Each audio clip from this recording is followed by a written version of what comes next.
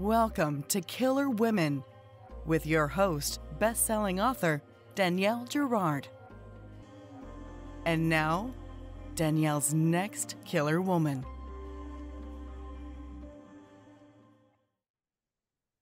Hello, and welcome to Killer Women Podcast, a proud member of the Authors on the Air global network with more than 4 million listeners.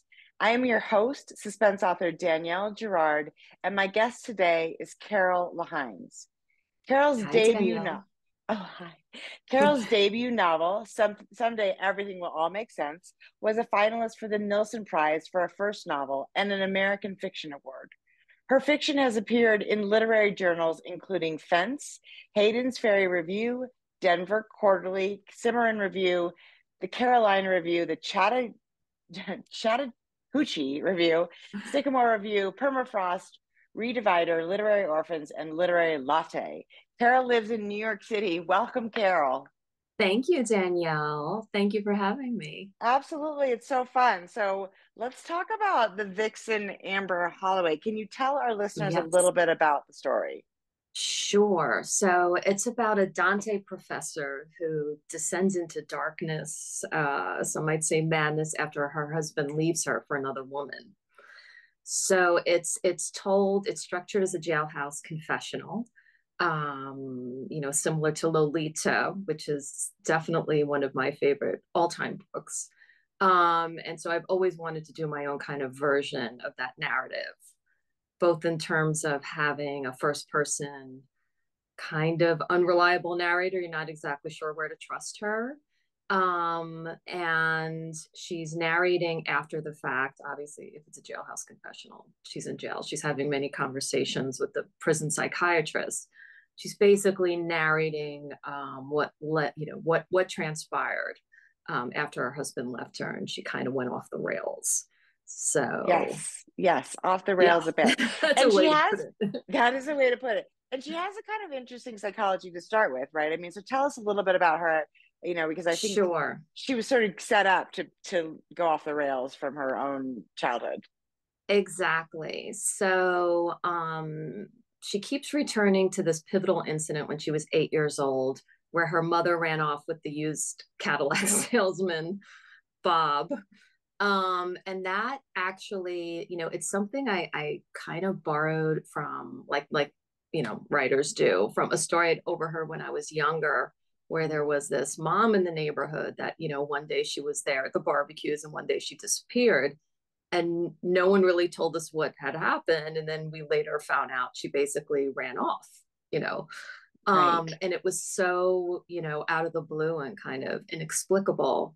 So I kind of used that as a springboard for the incident. And because it's, I was an undergrad psychology major. Okay, so yeah. I'm definitely very, very fascinated in people's psychologies. I almost became a psychologist myself.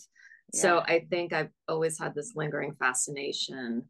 And in her mind, that's kind of like the pivotal life incident, right, that got re-triggered by all of this. So all her kind of psychological apparatus from that time comes back into play. Right. Abandonment, right? I mean, like the worst for her, the worst possible thing is abandonment. And here her husband does it. You can see, how it would trigger a break, if you will. Absolutely. Yeah. So tell us, it sounds like Lolita was a big inspiration. What, how do you come up with your ideas? This is your second novel. Where do you find your sort of inspiration? Obviously, you stole a little bit from your own, something you'd heard as a child. And my puppy is going to want to be on my lap here. Georgie's joining the show today. Okay, sit down, buddy. So tell us about your process and sort of where these ideas come from. Yeah, I mean, they come from, they come from real life. They come from stories I read in the newspaper. They come, from all over the place. And for me, they usually start with like the voice and psychology of the person. I don't necessarily, I actually prefer not to know exactly what's going to transpire, have like a kind of general idea, but not to overly predetermine, at least in my first drafts. And that's you know, people's psychology, like where they're in denial, what their, you know, blind spots are. Those are things that really fascinate me. So sometimes, like I said, for this book in particular, because I felt like for a long time I was trying to find my kind of Nabokovian narrator that could do a jailhouse confessional. So that was definitely a direct influence here. And the thing I love about Humbert, you know, even though what goes on here is very different than what transpires there. Right. Is that there's no pedophilia in this book. Yeah, no pedophilia here. But that kind of like a certain level of self-delusion. I mean, honestly, we're all self-deluded, you know. Course. It's just a question of degree.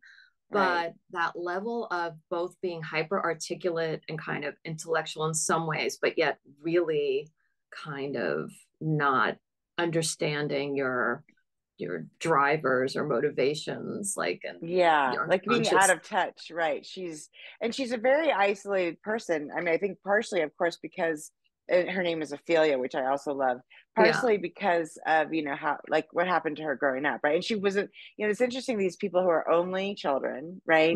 I always feel like if you have a sibling to sort of to reflect your parents off of, you know, it helps you sort of understand your parents. And if you don't, then of course you just internalize all of that as being sort of on you, right?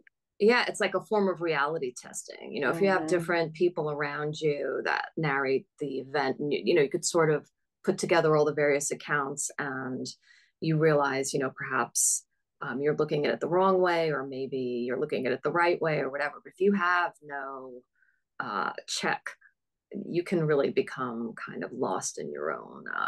Yeah. Now, is this part of the? I mean, so you said you were an undergrad in psychology. Is that also part of your sort of, you know, what you do?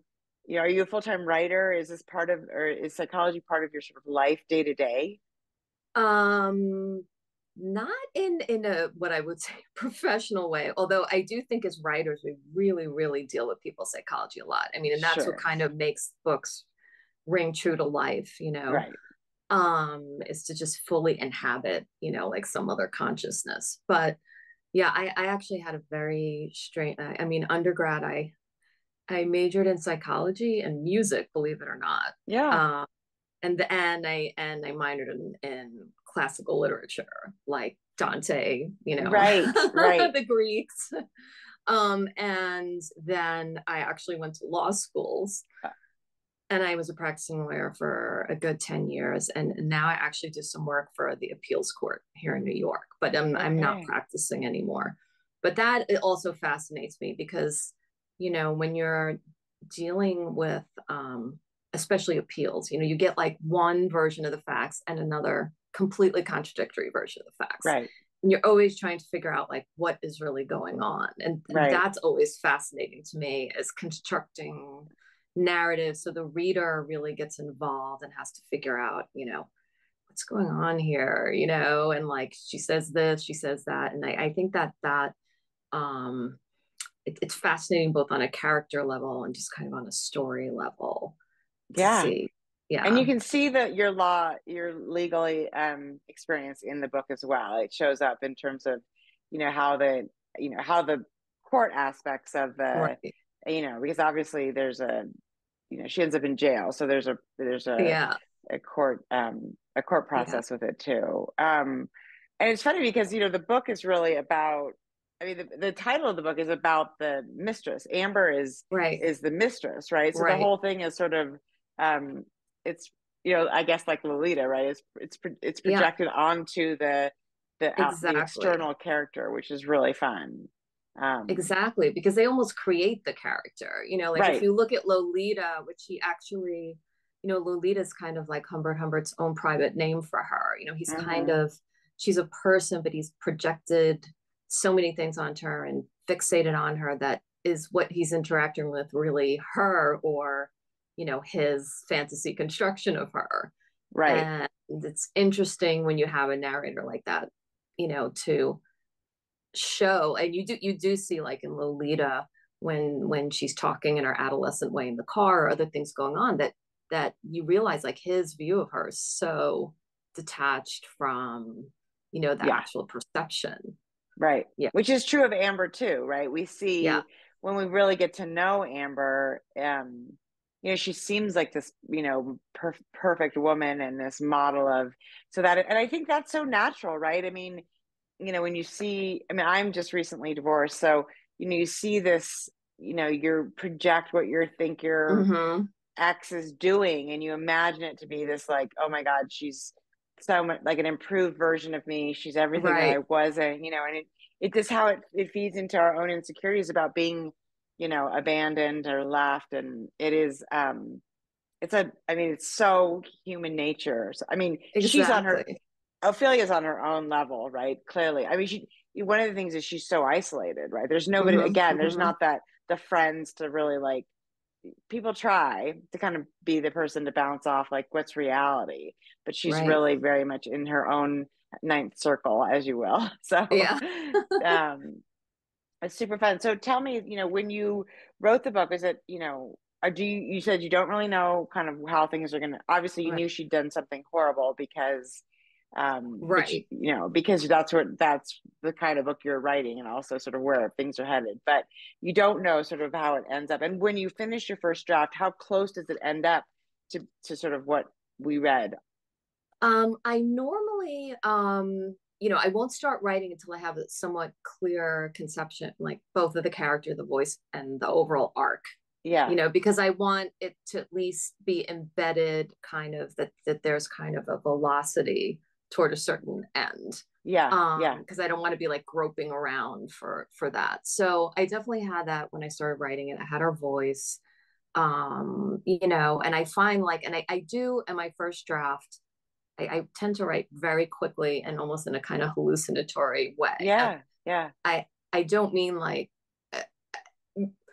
I'm not like what I call a binge writer where I'll write like 8 hours in a row or anything. Like I write like hour and a half every day. It's really regular. It's kind of like I have a limit. I just reach a certain point and I don't push it because it's just goes down, you know, after that. So, but, you know, because I do it so regularly, like for a first draft, like for a book this length, you know, I can do it in like, you know, 4 to 5 months range. Like this one I think was like 4 to 5 months for my first draft.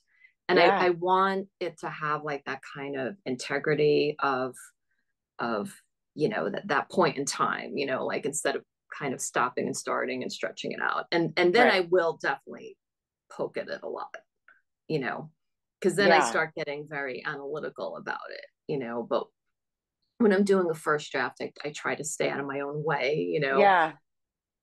We can't get in what's our own coming ways. out, you know, because especially like I tend to write real characters that are really kind of dark or in extremis in some way, and I don't want to. I find sometimes, you know, writers will get in their own way and kind of censor things, like it's not so nice what's happening, you know, and I don't want to do that. I want to just kind of let it out, and then I'll worry about it later. So that structure was there. Like I started, you know, the psychiatrist, I think I kind of knew I was going to put the psychiatrist in there, but then like where it took off from there, like I knew like where it was heading for the final kind of confrontation, but you know, not exactly how it would play out, like I said. But certain things that happen along the way, like when she gets really traumatized by things and kind of goes into third person talking about herself, like that just happened, you know, as I was writing. And then I just was like, okay, you know, I'm going to keep this in here. And then, you know, I did it recurringly thereafter. So I think that, you know, it's part of the fun of the process. And sometimes the best things come out just totally sideways when you're not expecting them. Absolutely. So yeah, I try not to like get in my own way. I mean, that's normally the problem for me, is to just keep my analytical mind out of it. You know? Well, it's fun too. I mean, we talked about that a tiny bit before we started recording, is the idea that she does write, there are 2 points of view, and there's a sort of like logical, there's the kind of fully in her own, like rooted in reality part where she talks about sort of what happened, and that's first person past tense, and then there's this sort of secondary third person present tense about sort of Right. where she's clearly losing touch with Yeah. reality, and that, you know, to differentiate those not only by, you know, tense but also by point of view is really interesting. That just had sort of happened, you're saying. Yeah. Yeah. Yeah. Because I am fascinated with the way, you know, stories intersect and get layered, and you know, where does the truth lie Right, amidst all that? So that right, was I mean, you kind of have that dual level built in just by virtue of doing the jailhouse confessional structure, because you're narrating stuff in the past. Supposedly, you know, you've had like a certain number of years to kind of process right, it, right. you know. Yeah, she's up for parole is really what this is, Right. sort of how this is being which is, yeah, super interesting, right? Because as we read, we're like, um but yeah, no, I really enjoyed that. And is that something that, you know, again, like, sort of just happened naturally, but you decide as soon as you saw it show up on the page, you're like, this really works, right? Because it does really help the reader distinguish between, you know, sort of you know, what she believes. Again, we're sort of, Mm-hmm. it's all still filtered through an unreliable narrator, but what she Right. believed happens, and what's, you know, what's going on in her mind right now, neither of which we're quite Yeah. sure of, right? Yeah, exactly. Because part of that whole parole process is you have to acknowledge, you know, your culpability and kind of have insight into what you did. So that's kind of the occasion, the narrative occasion for her going over all of this.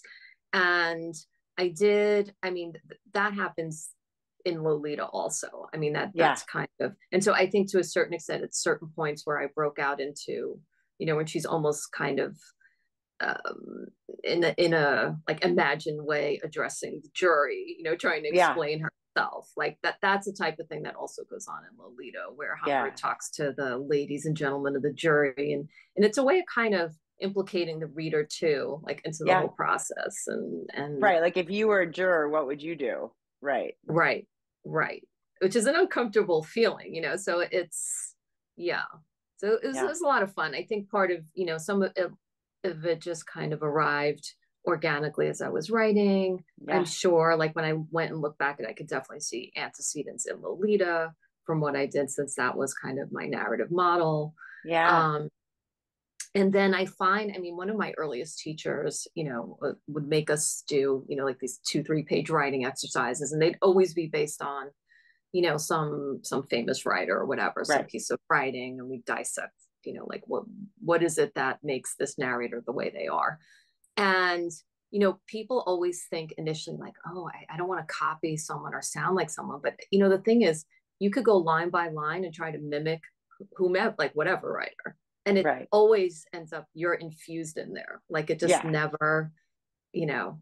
No, and So I haven't thought about using like a classic as a model, but I think we all use each other, like we all use other books as like, oh, the way that they start the book, or the speed at which they do it, or the way the character, you know, the right, different types of, you know, it's like you said, this is a jailhouse confession versus like journal entries or what. I mean, yeah, we're all yeah. borrowing, because there's nothing completely original in the world, No, right? It all comes exactly. from And some something. structures are so, I mean, another structure that really fascinates me is that kind of structure in The Collector, which is about another deranged person, right? But you know, where it's like first you get the point of view, like first person account of what happened from the kidnapper, you Hmm. know, and then it just switches, you know, halfway through and you get the kidnappee, I don't know what you call it, kidnapped Right. person.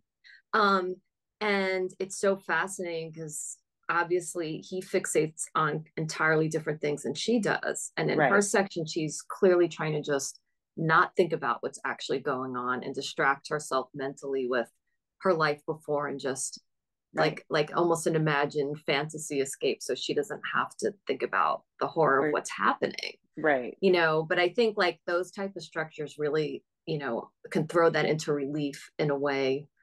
Like that structure in The Collector was really ingenious because it could just work so much more powerfully than if you tried to do a braided narrative or whatever, like Right. just other forms, you know. Right. So I think about those types of questions a lot, like what is the structure, not so Yeah. much the, yeah, I mean, you know, structure is distinguished from plot. I mean, plot is, you know, what's Of going to course. happen, but there's a structure Hmm. of how we're going to get at this kind of psychological situation.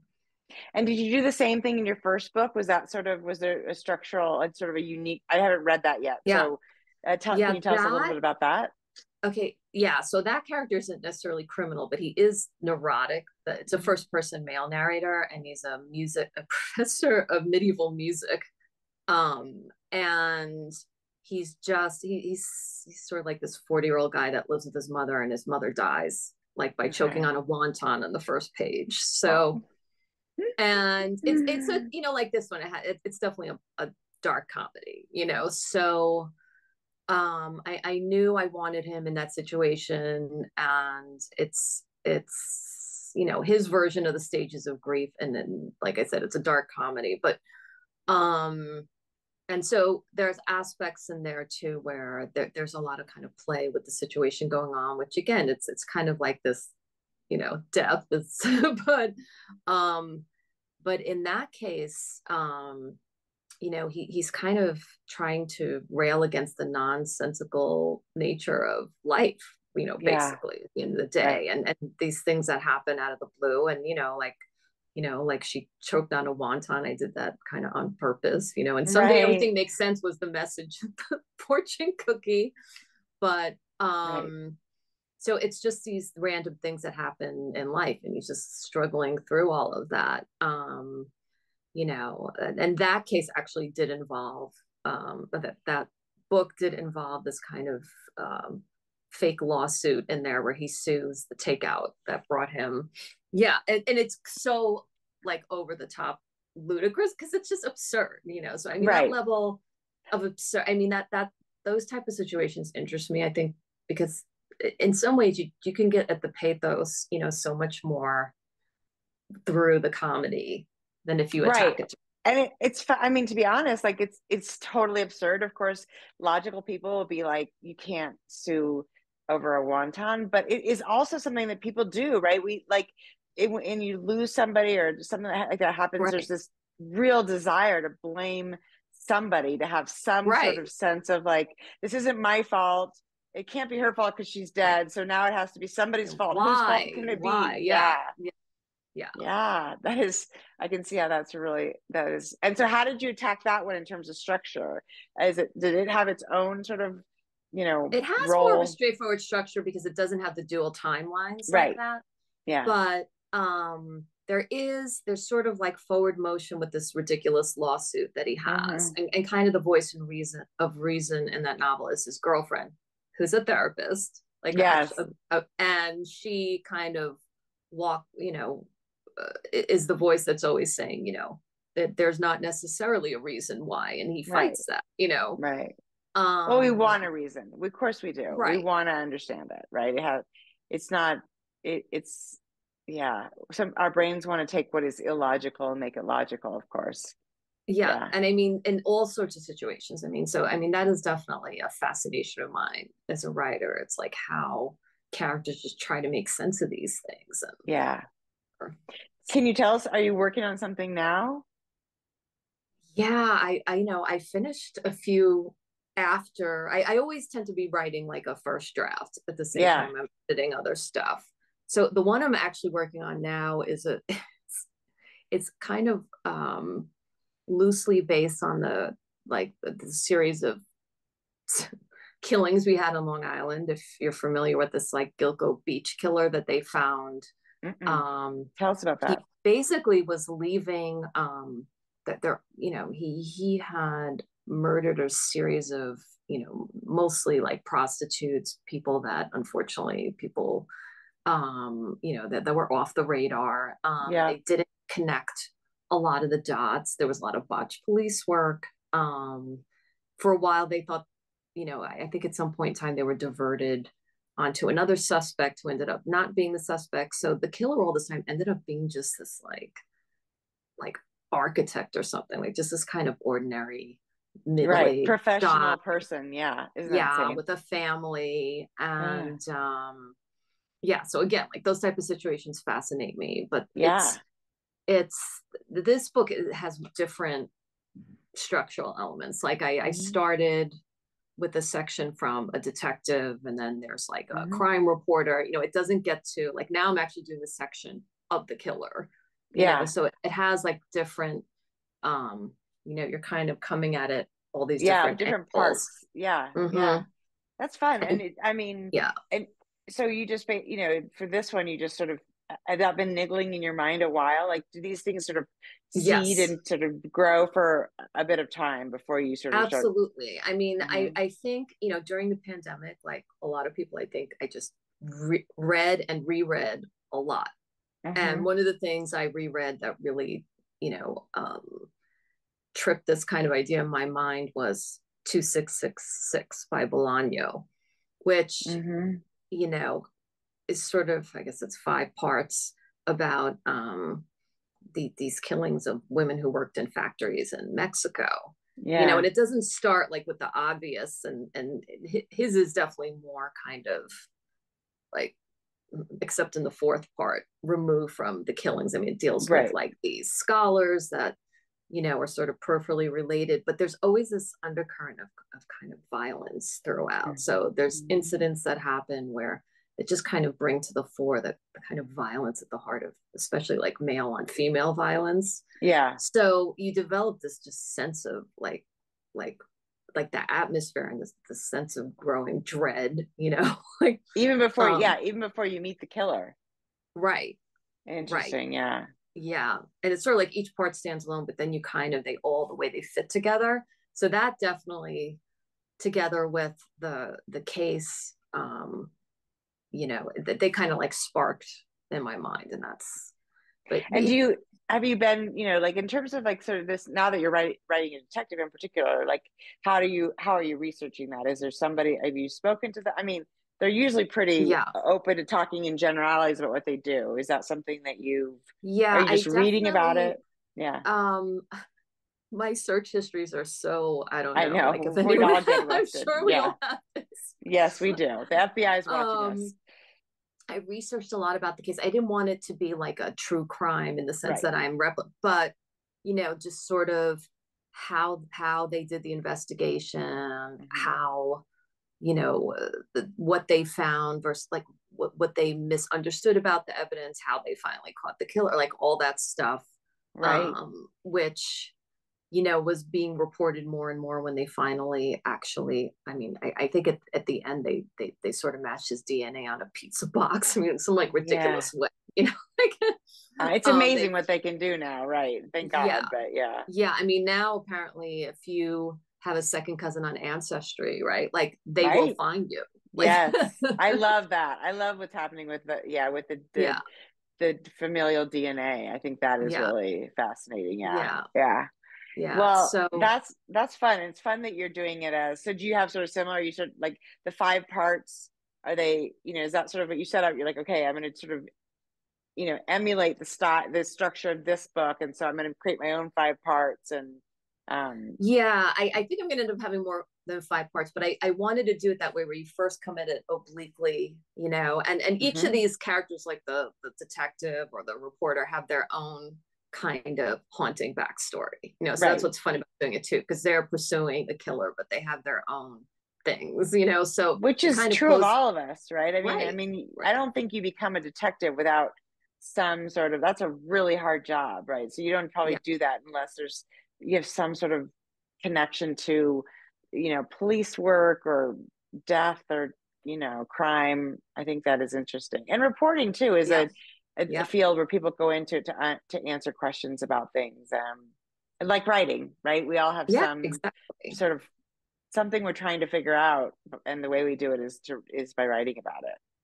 Exactly. And the irony of that case too was that the case that sort of sparked the investigation and ultimately led to the killer, they have not definitively linked her to him, Oh, interesting. So it's like, because they were looking for this one woman, then they uncovered like the remains of all so it's just fascinating how, like, again, it was just kind of happenstance that that the mother of that particular victim hired a detective to investigate, and that's what sort of led to the realization that the investigations of various killings have been botched, that there were a bunch of victims that had been sort of overlooked, which you know, is also very true to sort of the way things actually work. So, Yeah. so interesting.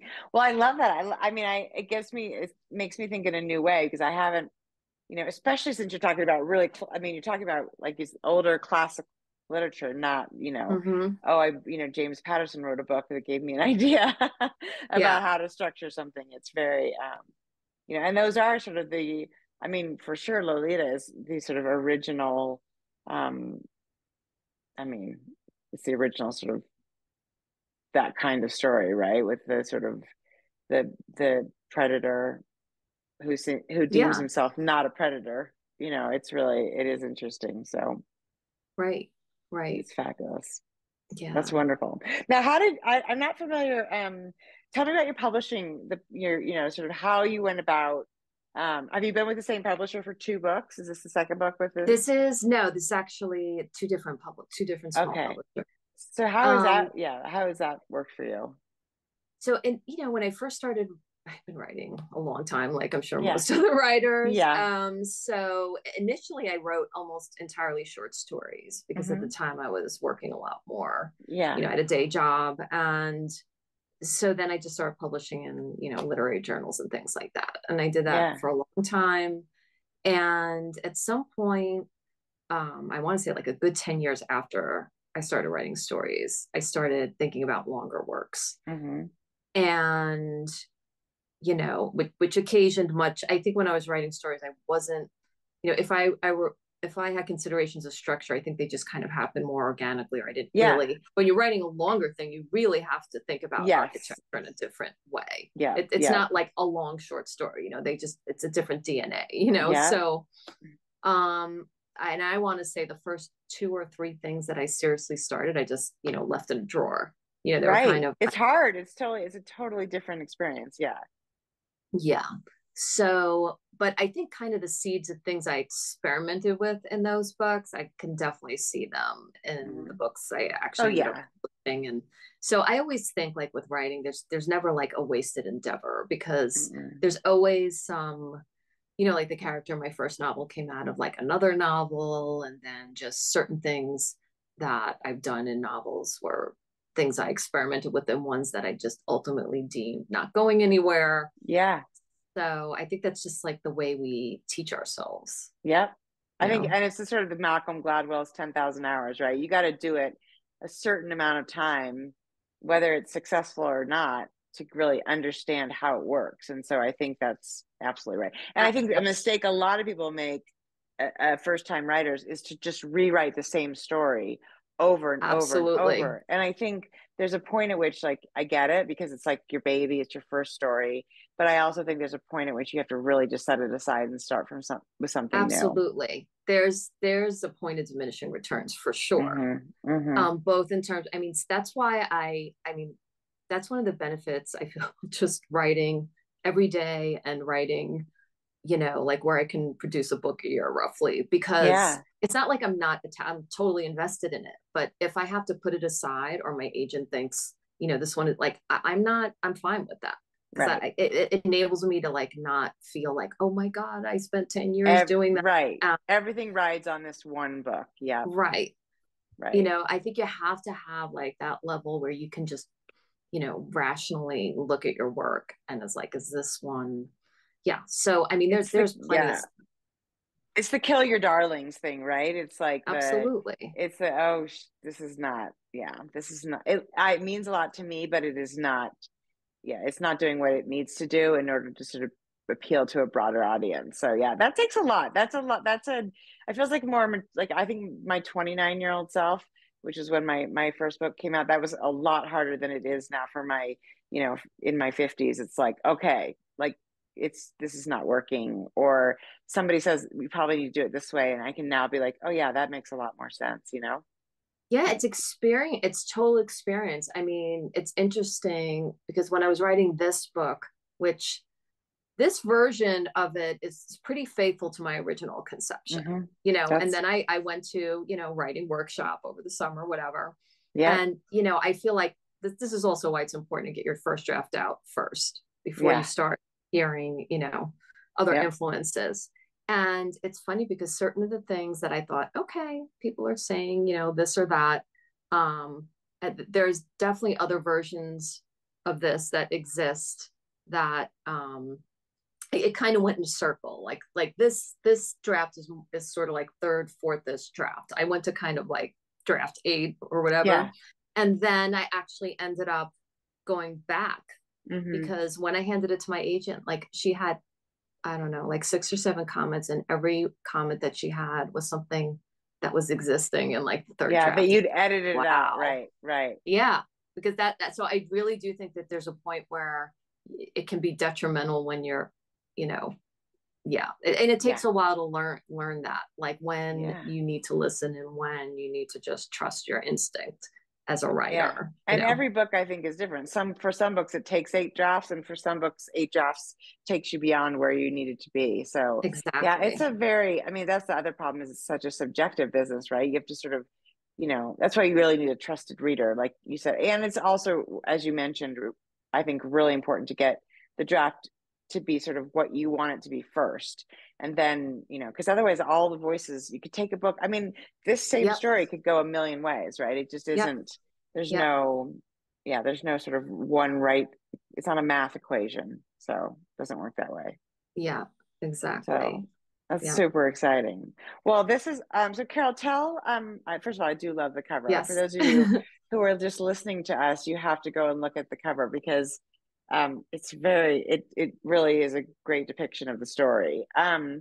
Tell our listeners where they can find you online. I have a website, which is just my name, basically Carol LaHines, all together, no spaces, .com. And, my website has all my information about events, or like for book clubs, or, I have some of my stories up on there that you can just read. And that's probably the best place to reach me, and I'm obviously on Twitter, or X, whatever it's called now, Instagram, all variants of my name, Linktree. This book is coming out June 11th. So, and it's available in all the usual places, Amazon, Bookshop, from the publisher. So that's right. And today, this will be our episode will go live on May 30th. So you still have 2 weeks to go and get your copy, pre-order it, so it'll be delivered on June 11th. And super fun. LaHines, I will spell for you just in case, because it's, I don't know, we could probably spell that a bunch of ways too. It's LaHines. So it's capital H, but all one word. So when you're searching for Carol, that way you'll know how to spell it. Carol, this was so fun. Everybody, it is, I makes me want to go back and read Lolita, because it is interesting that there are some. I actually have it on my desk right now because I'm taking a Lolita class, which is also really fascinating, rereading it again. I'll bet. I love it. And I love that there's all those courses available to us, like, just on, you can do all that stuff online, and the pandemic also opened all those doors for us to get, to continue to sort of pursue things from our safe home distances. So the Vixen Amber Halloway by Carol LaHines. Thank you so much for joining us today, Carol. Thank you, Danielle. Everybody, this is Killer Women, and we will see you next time. Bye.